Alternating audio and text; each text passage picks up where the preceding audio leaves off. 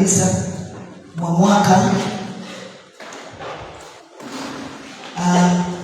tutakuwa na ujumbe unaosema, kwa wale wanaoandika unasema umakini katika roho.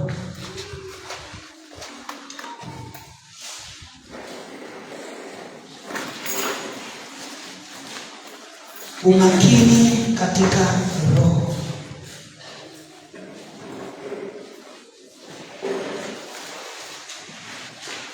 Tutasimamia neno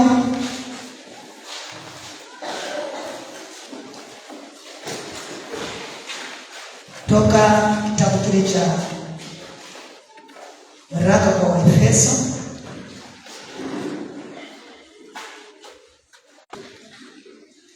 hadi mstari ule wa 20, nami ninasoma katika jina la Yesu. Neno la Mungu linasema, angalieni sana jinsi mnavyoenenda. Naomba nirudie tena. Basi angalieni sana jinsi mnavyoenenda, si kama watu wasio na hekima, bali kama watu wenye hekima, mkiukomboa wakati, kwa maana zamani hizi ni za uovu. Kwa sababu hiyo msiwe wajinga, bali mfahamu ni nini yaliyo mapenzi ya Bwana. Tena msilewe kwa mvinyo, ambao mna ufisadi, bali mjazwe Roho, mkisemezana kwa zaburi na tenzi na nyimbo za rohoni, huku mkiimba na kumshangilia Bwana mioyoni mwenu, na kumshukuru Mungu Baba siku zote kwa mambo yote katika jina lake Bwana wetu Yesu Kristo. Bwana Yesu asifiwe sana. Nimesema tutakuwa na ujumbe unaosema umakini katika roho. Siku zote nimesema umakini katika roho kwa Mkristo aliyeokoka ni wa muhimu sana. Umakini katika roho kwa Mkristo aliyeokoka ni wa muhimu sana, na tena una maana kubwa sana katika roho, lakini pia ni wa thamani sana. Umakini katika roho ni wa muhimu sana, lakini una maana katika roho, na tena una thamani sana. Tunaweza kujiuliza kwa nini umakini katika roho? Kuna sababu ambayo mimi nimeitoa hapa. Sisi hatukuokolewa kwa mapenzi ya mtu.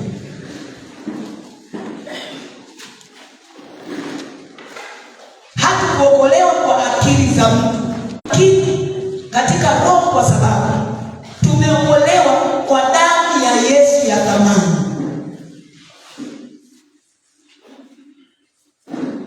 Na ndio maana umakini katika roho nimesema ni wa muhimu sana,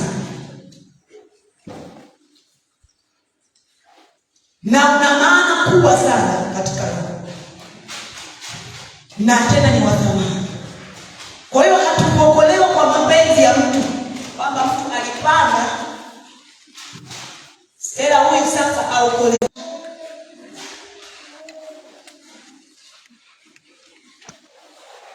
Sisi kuokolewa kwetu tumeokolewa kwa namna ya tofauti. Hebu twende tusome kitabu kile cha Petro wa kwanza. Petro wa kwanza sura ya kwanza kabisa, mstari ule wa 18 mpaka mstari ule wa 19. Neno la Mungu linasema, nani fahamu kwamba mlikombolewa si kwa vitu viharibikavyo. Kama nilivyosema, hatukuokolewa kwa mapenzi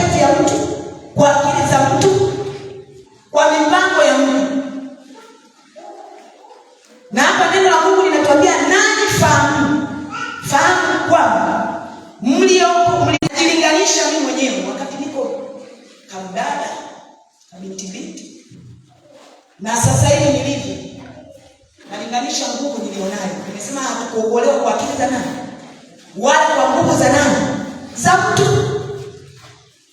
Na kutazamisha hivyo ili ujielewe ulivyo, kwamba wewe ni wa thamani sana mbele za Mungu. Wewe ni wa muhimu sana mbele za Mungu. Kwa hiyo najilinganisha, tayari kuna nguvu ya kibinadamu imeshafanya. Kwa hiyo hatukuokolewa kwa nguvu ile ya hekali. Nguvu ya kimwili ina mwisho wake. Kuna wakati mabadiliko utachoka kabisa. Na ndio maana viongozi wengi, nguvu itakapopungua, hautaweza kufanya kazi kwa viwango kama vile mwanzo unavyoweza kufanya. Kiukweli yule mtoto baada ya muda fulani Mungu naye atamsaidia. Atapata uwezo fulani wa kuweza kusupport maisha yako angalau ya pili. Yale mtosipoti. Kwa hiyo hatukuokolewa kwa vitu viharibikapo. Neno linazungumza. Anasema tambua, nani fahamu kwamba mliokolewa si kwa vitu viharibikapo. Wakati nasoma nitafakari sana. Nikasema kumbe nguvu ya kawaida ya kibinadamu isingeweza. Kwa sababu hata kabla hujaokolewa kuna maroho ulikuwa nayo. Kuna nguvu ulikuwa umefungamanishwa. Na ndio maana mpaka leo tunasumbuka na zile roho. Wengine bado zinawahangaisha. Na hizo roho haziwezi kuondoka kwa nguvu ya kibinadamu inayoweza kuharibika. Ipo nguvu kwa njia ya Yesu. Nini maana ya hili? Ila yeye asiwe na tuhuma ya aina yoyote na uovu wa aina yoyote. Alifanyika maskini ili wewe uwe tajiri. Na ndio maana damu ya Yesu inaponya, haizuiliwi na ugonjwa ulionao. Hata kama mtu amefungwa kiasi gani, damu ya Yesu ikishuka roho, unashangaa kweli inanena nini. Unashangaa hata kama kuna watu wameshindwa, wanaona ushindi. Unashangaa hata kama mtu alikuwa amefika mwisho, unashangaa anaona mwanzo. Na ndio maana vijana tunasema kama tuna nguvu kama. Kwa nini? Ni kwa sababu ya damu ya Yesu inayonena mema. Sawa? Inaondoa ile nguvu ya kibinadamu. Anaingia yeye mwenyewe. Unashangaa na stela tusiokuwa tukiweza, tunashangaa tunaweza. Ni damu isiyokuwa na hila na haichangani na kitu chochote. Wengi wamejaribu kutumia vitu fulani kwa Yesu, lakini hakuna kitu kama hicho. Damu ya Yesu inajitosheleza. Kwa damu ya Yesu inayojua kunena mema, wewe unakombolewa kwa damu ya Yesu. Ninasema damu ya Yesu haichangani na kitu chochote. Sawa? Inajitosheleza. Ni uvivu wa watu kutokutafuta uso wa nani? Wa Mungu. Na ndio maana utakuta wanachanganya. Wameshakalili kwamba ni kwa njia ya maji. Yaani nikimpa maji amepona, kwa hiyo tumie mfumo wao wa maji. Tayari shakuwa ilizi. Damu ya Yesu inajitosheleza. Kwa hiyo tumeokolewa kwa damu ya Yesu ya thamani. Wewe umekombolewa kwa kitu kisichoharibika.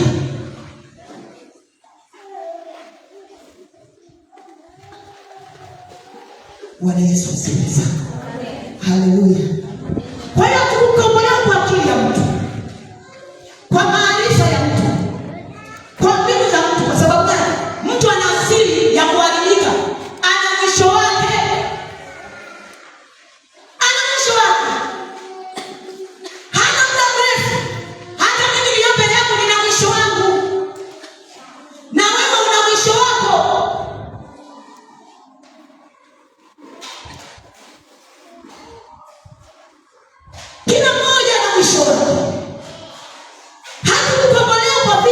vilivyoharibika.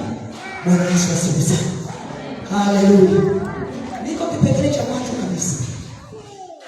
Nimesema umakini kwa sababu hatukukombolewa kwa vitu viharibikavyo. Bwana Yesu asifiwe. Hiyo damu ya Yesu iliposhuka juu yako Monica, imemiminika kwa lengo, kwa kusudi. Yapo makusudi machache ambayo tutayaona. Jambo la kwanza, lipo kusudi ambalo tumeokolewa. Kusudi la kwanza, tumeokolewa ili tumwabudu Mungu katika roho na kweli. Unani wewe usiyemwabudu Mungu katika roho na kweli? Mimi nikienda ibadani wangapi wananiunga mkono? Naona kama mimi nimeenda kusikiliza sura. Hata vile zamani mimi nilikuwa tu kwenye dini, naenda kuhesabu milele. Nikashuka kaka fulani lakini anakusaidia. Nilikuwa nahesabu milele na vyote. Wangapi wamekaa mekundu huku mtumisha na milele na noti pembeni. Akiingia hautaona ibada ina mgujiko wako. Utarudi kwa mkavu. Alafu utaanza kushtuka Bwana, mchungaji hana upako. Wewe mwenyewe hauna upako. Haukufanya maandalio. Haukujiseti kwamba wiki hii nataka nimuone nani? Kwa nini natoa vile vitambaa? Vyeusi vingapi naandika pembeni? Vyekundu vingapi pembeni? Mpaka mtumishi wa Mungu anakuja kumaliza.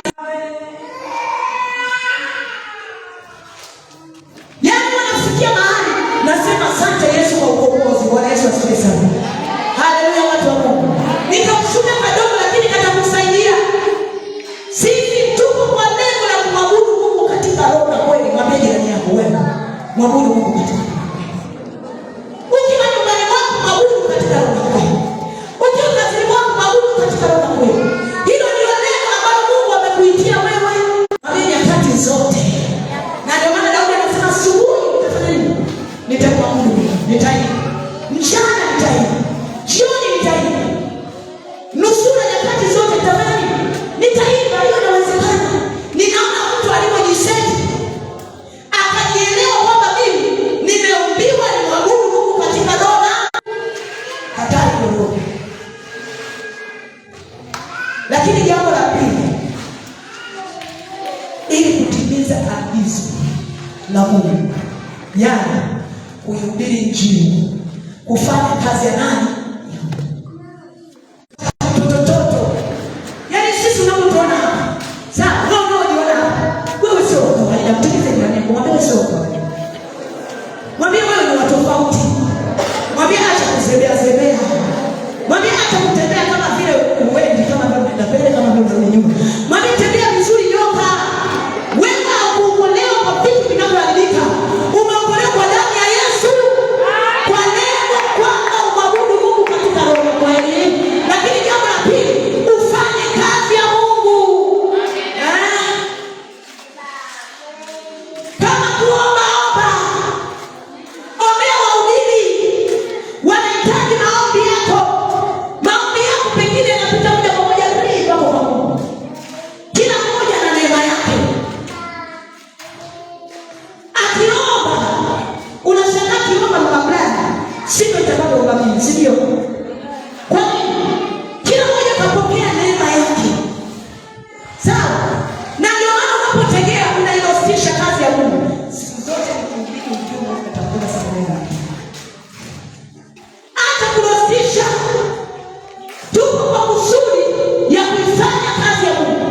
Kutimiza agizo lake. Hili ni agizo la Yesu aliliacha kwa kila mmoja aliyeokolewa kwa damu ya nini? Isiyoharibika. Damu inayonena mema nyakati zote. Damu iliyokufungua wewe toka katika shimo la dhambi. Damu iliyokusafisha. Walikuwa wamekuweka pembeni ya ufalme wa ustahili, lakini Yesu amekustahilisha. Hivi hauoni kwamba wewe ni wa thamani? Hauoni kwamba wewe ni wa maana? Hauoni kwamba wewe ni wa muhimu? Wewe ni mtu wa muhimu sana. Ili uhubiri Injili. Yesu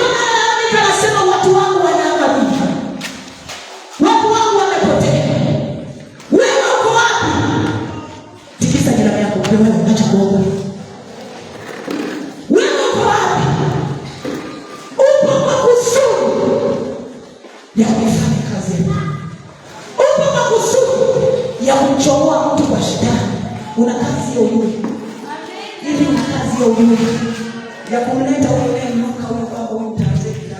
Anzia hapo ulipo. Anza kujiuliza Tanzania. Wakati unaendelea kujiuliza Tanzania, ndipo shetani anazidi kupata upendo. Anatengeneza vikwazo, mwisho wa siku anatengeneza zinga na vikwazo. Hauwezi kaongea naye. Thubutu pale pale. Kwa hiyo lengo la wewe kuwepo. Na ndio maana ukienda makaburini kuna thamani kubwa sana. Wengine wameondoka kabla ya wakati. Kwa nini? Hawakutimiza kusudi na mpango ambao Mungu amewaitia. Hawakutimiza. Wengine wameahidiwa. Kwa nini? Hawakutimiza kile ambacho Mungu anawaambia. Na ndio maana shetani akapata upendo.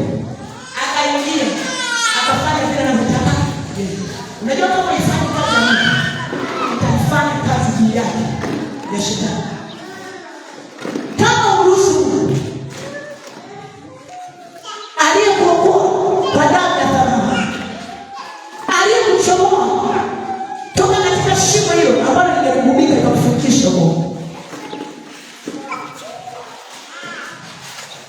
kama utajielewa, ina maana yumkini kuna vitu vitaingia ndani yako kusababisha mazingira ya wewe la natamka kama kwa na baba. Kuna wengine kule wameondoka kabla ya wakati. Tungepata neema ya kwenda kufungua makaburi hapa, ungeamini hawakutimiza mpango na kusudi la Mungu. Hilo wewe wao na mifuko wamejiweka wao wenyewe.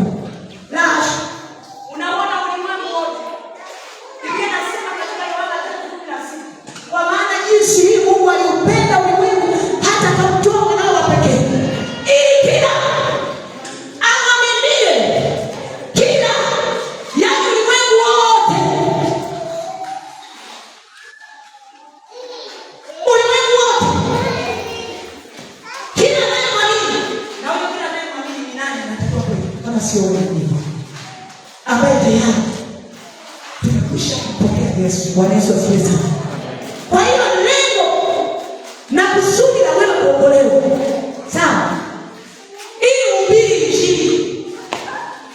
Unafundishwa maneno gani? Ubiri injili. Na wengine Mungu anaona huduma zimesimama mtaani. Ubiri. Kuna wengine Mungu amewapa neema ya kwenda kushuhudia mtu kwa mtu, sawa. Nenda.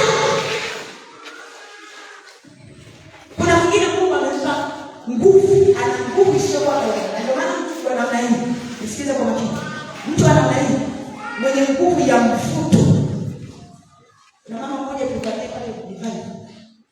Alikuwa na mama mwenye nguvu sana. Yaani anaongea cha uongo. Sawa. Anachota wote. Anawaharibu wote kabisa zima. Sasa mtu anamweka kumweka yake ambaye ni Yesu. Akakaa vizuri na Mungu. Ana uwezo wa kwenda kuhakikisha watu wale waabudu Yesu.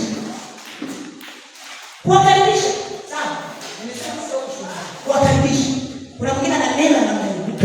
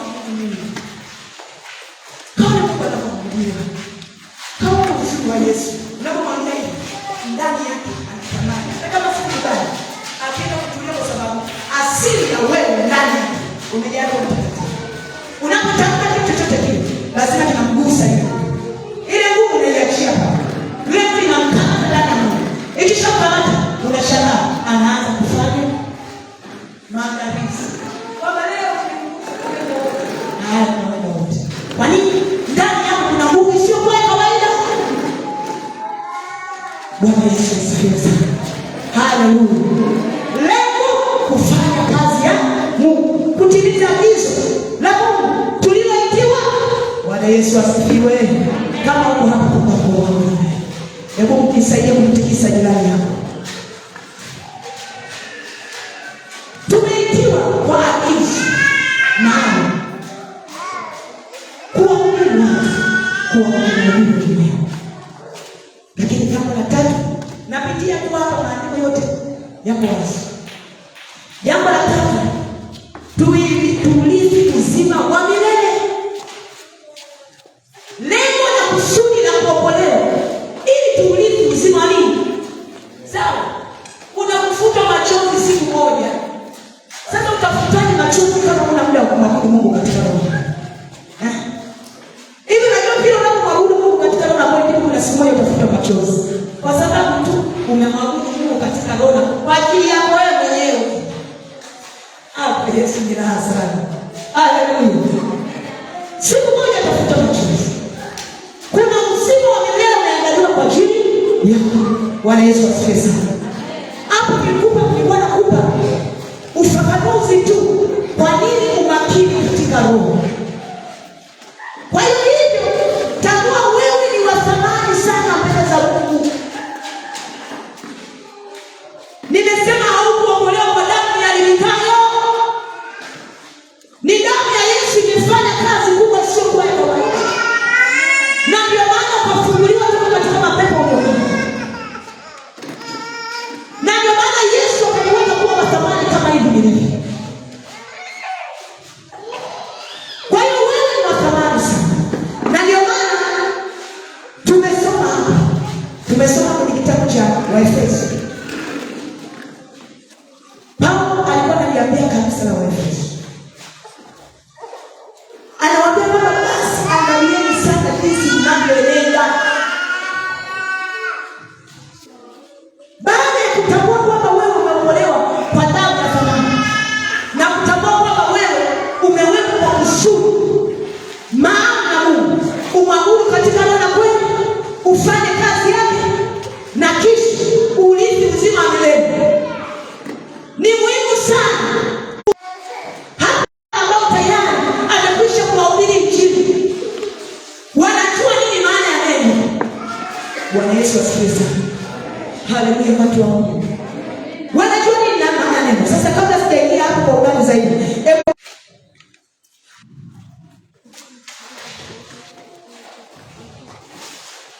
lakini pia kwa viwango vya juu sana bila kukosea, na hata kukosea atatamani kutengeneza ili arudi katika uhalisia wake. Huyo ndio mtu makini katika roho. Naomba nirudie tena. Nimesema mtu makini katika roho ni yule anayefanya mambo au maamuzi sahihi alionayo katika neno la Mungu. Anaenda kufuata neno la Mungu linaposema. Mtu makini hakuibuki kama vile anakimbiza. Wakati anafanya maamuzi yake, anafanya maamuzi sahihi kwa kulingana na neno la Mungu linaposema. Lakini pia kwa viwango, atafanya kwa viwango vya juu sana bila kukosea. Hata akikosea atatamani kutengeneza ili arudi katika uhalisia wake. Nazungumza hiyo nitolee mfano. Mimi nafsi, kama kuna mahali nimekosea, maana najielewa damu ya Yesu inafanya bure. Najielewa nimeitwa kwa kusudi. Na najielewa neno la Mungu liko ndani yangu. Jambo la aina yote linalokuja mbele yangu, natamani nifanye kwa uzuri wote, kwa usahihi wote. Ninashaka Mungu anapenda nifanye vizuri mbele za Mungu. Liwe jambo la kimwili, liwe jambo la kiroho. Yaani la kimungu. Wanapenda nifanye kwa usahihi. Kama siku zote namuelezea mbele zetu. Nifanye kwa viwango. Kwa sababu najua kuna siku moja nitatoa hesabu.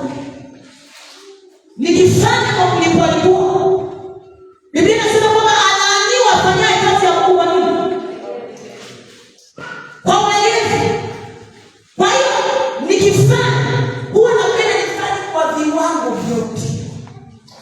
Kwa uzuri, nishawaitolea mfano kwamba kupanda hapa, mimi ni mmoja wapo nilianza kupanda kwenye kanisa hili. Kwa neema ya Mungu kupanda kwenye. Kwa namna ile ndogo tu niliyokuwa nikipanda, nilikuwa napanda. Alafu nikimaliza kupanda, nigeuke nione niko pale. Na nilielezeza tena mara nyingi baadaye tena na shuhuda. Maana kazi ya mfano ambayo naifanya. Nigeuke niangalie nilipo pale. Hivi pamependeza. Najisikia moyoni amani, pamependeza. Papo vizuri. Au natamani na mimi kae hapa msiondoke.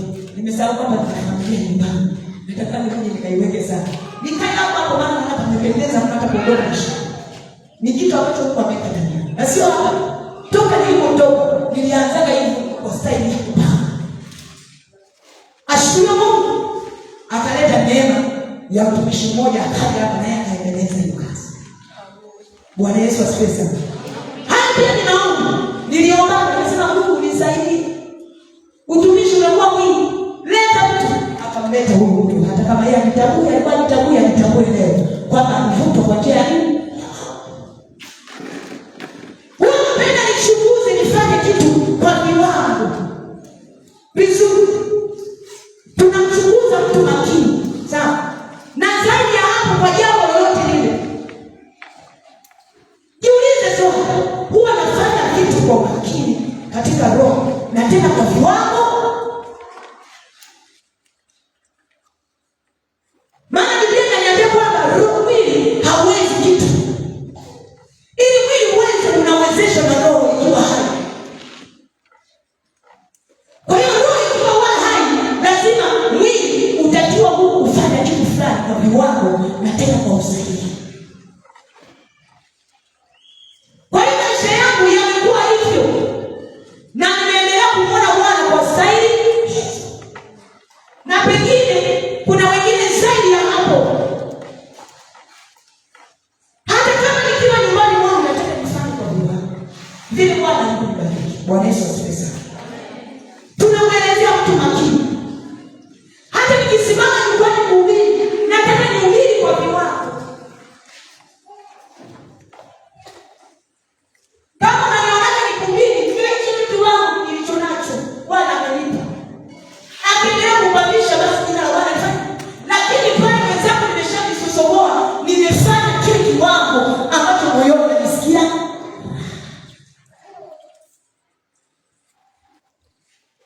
Niulize swali tena. Ulishafanya jambo fulani lote kwa wako? Au maamuzi wala ya chochote kile kinachotokeza mbele yako? Jamani, tuko duniani. Tunaishi na mchanganyiko wa kila aina. Sisi hatukutema pekee yetu kwamba kuna walokole kile ama kuna walokole wanakaa kwa upande ule. Wao naenda wanakaa kwa mwingine pekee yao. Haba. Tunakaa na watu sugu. Watu sugu ndio wanasema Mungu wangu. Nimejenga jirani nyumba na nani? Kumbe Mungu anakusudi, maana mnaye pia watu wake. Ukikaa naye vizuri utamhubiri chini. Haina haja ya kulalamika kwamba nimepewa kitu gani. Ni wa Mungu. Ukimhubiri tena ukitaka kuwepo kama mtu mzuri. Amen.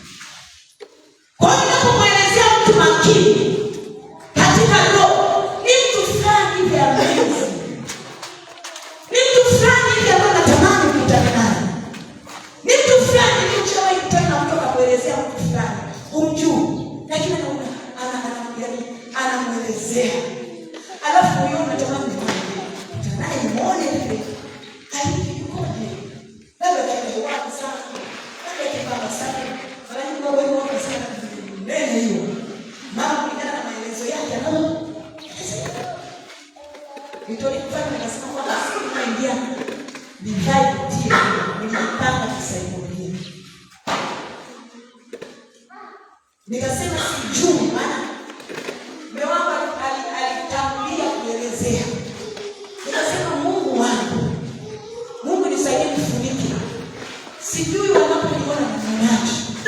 Nikasema damu ya Yesu, nikasema ewe, kwa sababu Mungu alisema na mimi kwamba napenda kwa makusudi yako.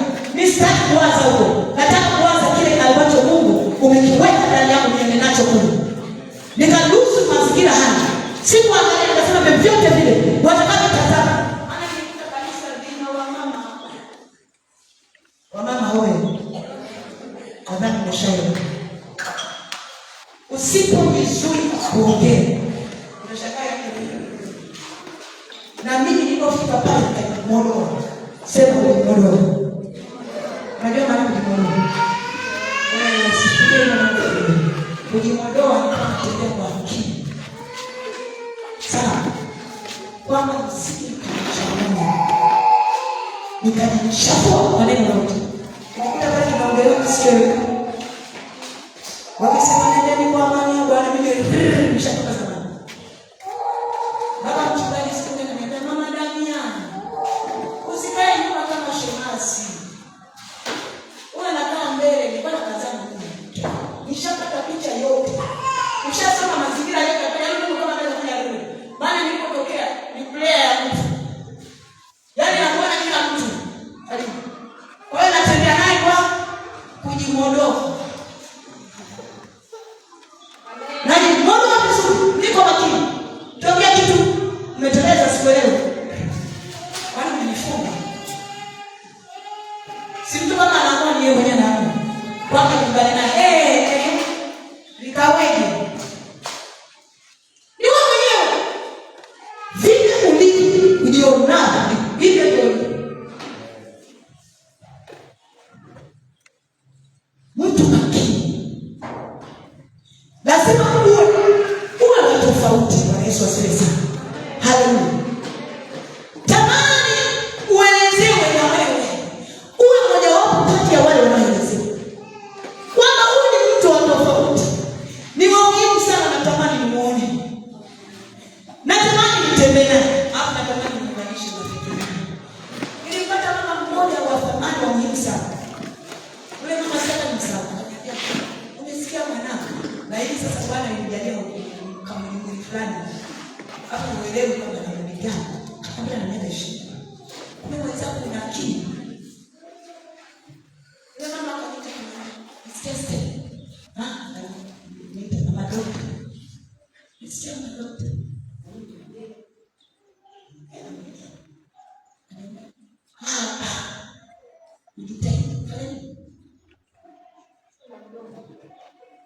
Mungu unaelewa hapa. Nilimpa. Sasa. Nimesaidia. Na kushukuru. Tokea hapa. Yaani alinipa zaidi ya maarifa. Maana niona mtu afanye sana. Tunamwelezea mtu makini katika roho. Jamani, roho unatakiwa kuwa makini. Tutembee kwa makini tudhihirishe Yesu.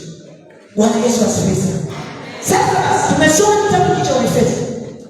Unafikiri Paulo anapowaambia kanisa la Efeso anasema kwamba anawaambia kwamba basi angalieni sana jinsi mnapoenenda. Unafikiri anawaambia watu ambao hawajui? Alikuwa anawaelezea watu wanaojua. Wanafundishwa kweli yote. Tikisa jirani yako na bebe sikiliza. Wanaijua kweli yote.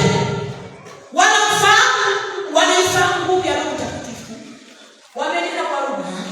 Wanafahamu kwamba kujiingitaka. Wanajua. Anafahamu alikuwa ananena na watu ambao wako hai wamemjua Kristo.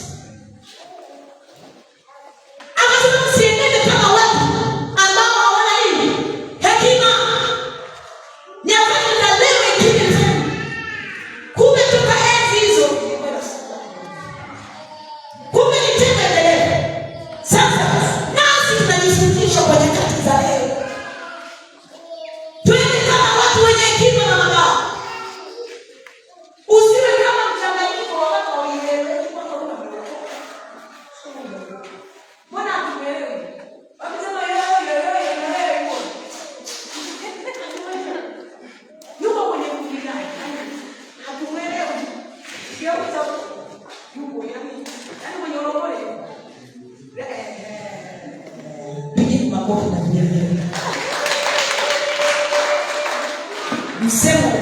kumbuka nilipotokea. Kwamba yuko timu. Maana timu. Yaani pachanganyikana. Haya na mtu ana maili mbaya zaidi. Nikwambia uwezi. Nikwambia uwazi kabisa iko leo. Ni mbaya zaidi. Haeleweki. Na ndio maana Biblia inasema kwamba yeye ni moto kama moto. Tukuelewe kama wewe ni nini? Na wewe baridi tukuelewe kama wewe ni nini? Kuliko kama nini?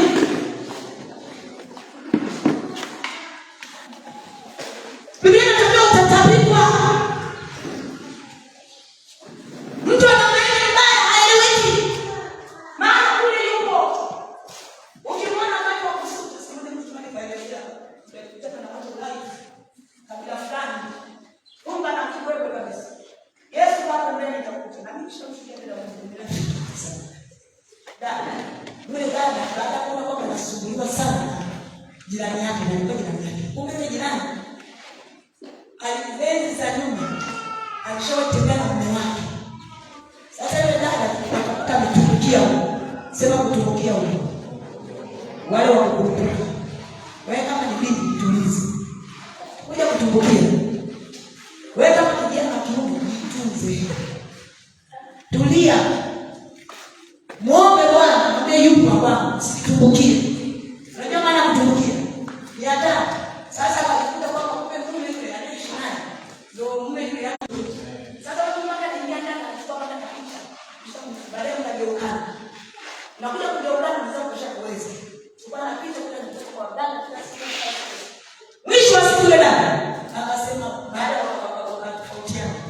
Akasema ngoja Yesu, naomba Yesu kaa pembeni hapo. Nitakuchukua baadaye. Sawa Yesu. Huyu alichokoza Mungu. Yule dada kwenda alichokifanya kweli alimchakaza. Alimpiga. Sawa, yule dada wa kiroho alimpiga yule. Bado hajaokoka. Piga. Alimpiga yule kama nikiweza sasa ilibidi waingilie majirani kwamba wale wasisaidie.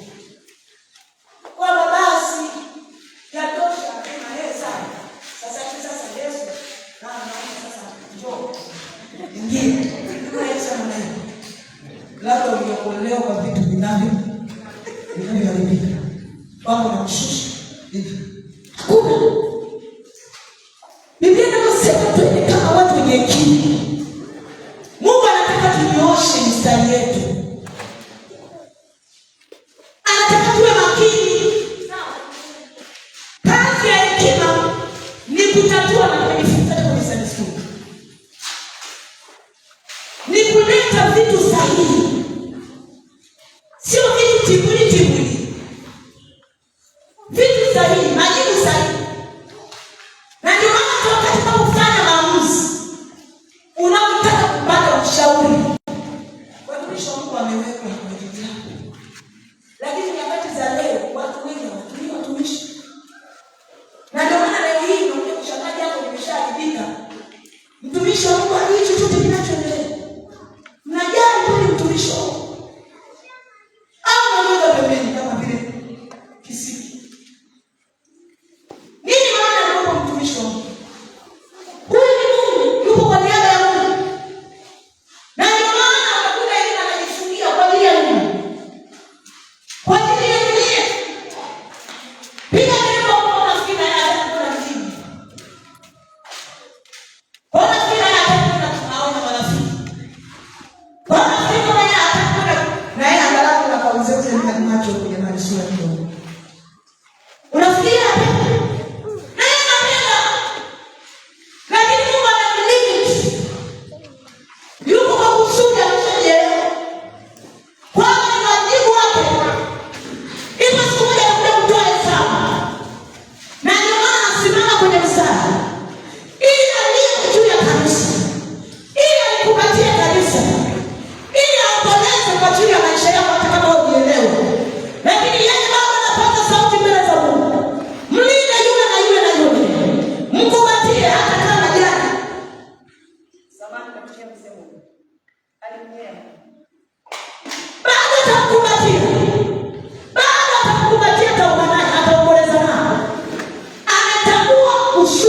aliyotii. Anatambua kwamba yeye hakuokolewa kwa vitu viharibika.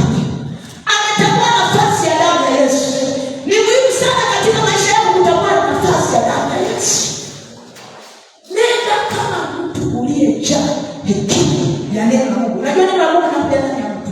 Linapokuja ndani ya mtu linampa maarifa. Kama mfano mmoja sana tunazungumza. Anapata maarifa. Akisha kupata maarifa, anakuwa amejaa neno la Mungu lililojaa hekima zote. Anapumua pumzi ya Mungu mwenyewe ndani yake ni neno. Na ndio maana Biblia inasema kwamba neno la Kristo likae kwa wingi ndani yenu. Ili msheue neno la Mungu, msheue Mungu mwenyewe. Kila anayesikia masikio yake washa. Kwamba kweli nimekutana na mtumishi wa Mungu. Nimekutana na mtu makini katika roho. Aliyejaa neno la Mungu. Kila anachokiongea ni kitu chenye majibu sahihi.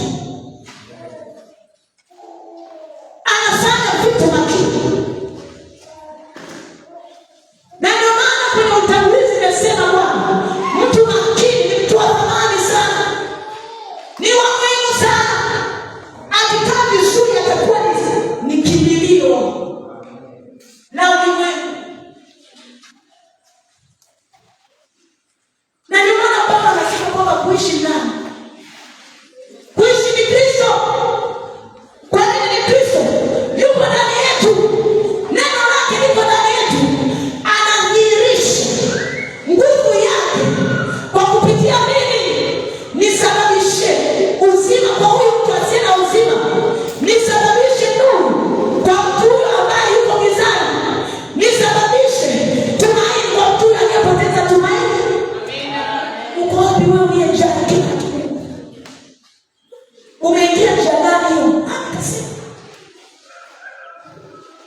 Tembea kama mtu mwenye hekima. Mwenye uelewa wa neno la Mungu uliyokutana nalo. Roho Mtakatifu akiwa ndani yako. Tutoe mstari wa mwisho. Anasema bali ujazo nini? Roho. Akiwa ndani yenu Roho Mtakatifu anawasaidia namna kuishi. Anawasaidia namna kuzungumza. Ni Roho Mtakatifu. Hakuna asiye na hekima. Kila mtu amefundisha mafundisho. Hata kama uliingia juzi, bado unapata kitu. Ndio maana mimi napenda sana. Kabla ya kufanya jambo, nijiulize kwa mtumishi wa Mungu na hekima. Hekima yake ya kwamba kutaka kitokea kitu sahihi. Sio kukaa pembeni kama vile unatembea yatima. Usiye na Mungu. Wakati Mungu ameweka mbele yako. Na ndio maana Paulo anasisitiza sana. Analionya kanisa la Efeso.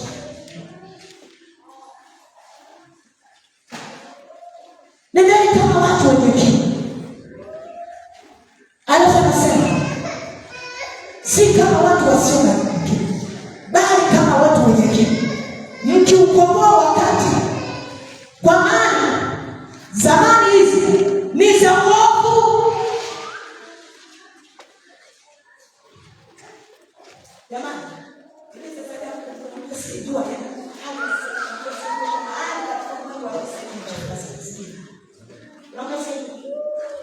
Neno la Mungu kuna nini?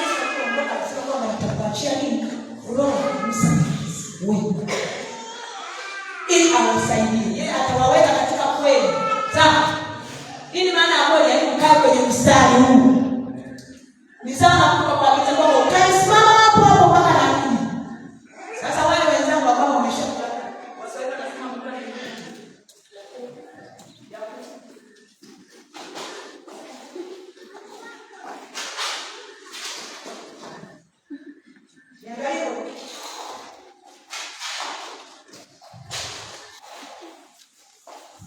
Mwisho wa siku anarudi kwenye mstari. Sawa? Situko kwenye mstari wetu.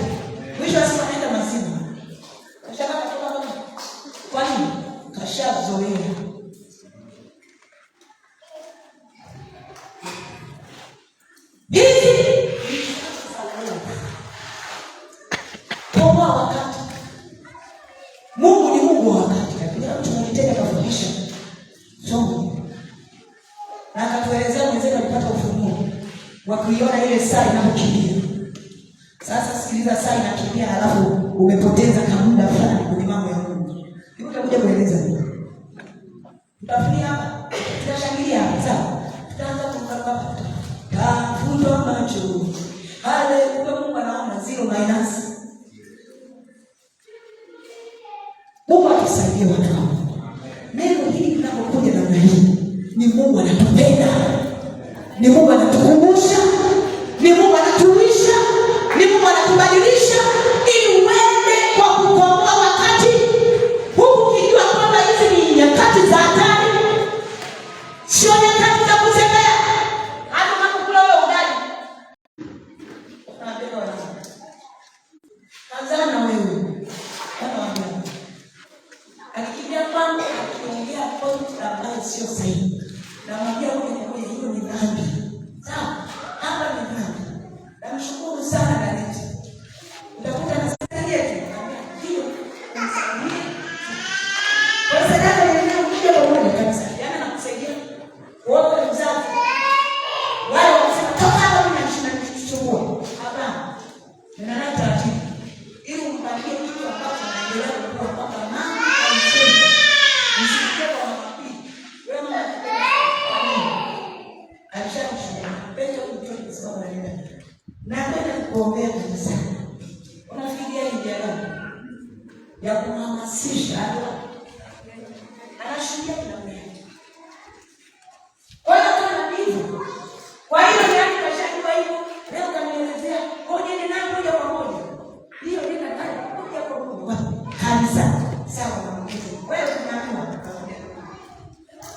Tumeamua kwenda moja kwa moja. Kwa manabii tukipiga. Na msikia anaambia tukipiga kwa manabii tumsalimie tu. Na kweli kama atakuwa alikuwa nje anamuita na kusalimia.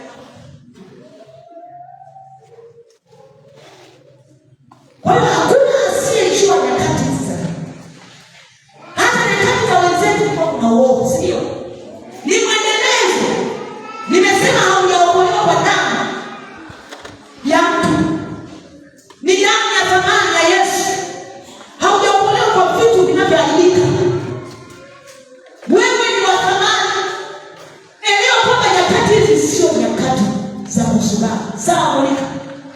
Ni nyakati za kuwa makini katika roho. Makini namna ya kuongea kwako, kuongea kwa hekima zote.